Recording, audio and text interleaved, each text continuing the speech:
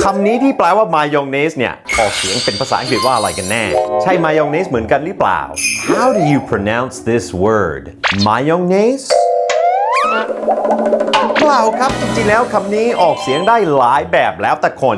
It depends on the person There are many ways to say this word I say mayonnaise แต่บางคนออกเสียงเป็น3พยางค์ mayonnaise mayonnaise แล้วก็ยังมีบางคนที่ออกเสียงเป็น mayonnaise เอาสระแอมาจากไหนก็ไม่รู้ครับ mayonnaise mayonnaise I'd like some mayonnaise on my sandwich I'd like some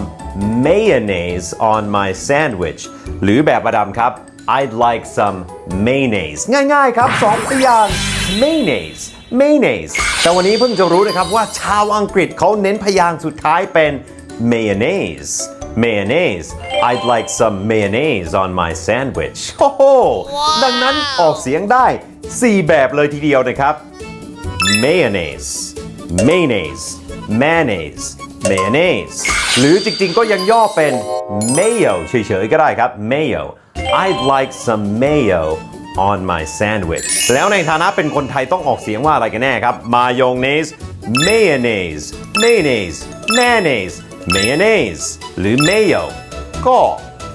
it's up to you แล้วแต่คุณชอบครับ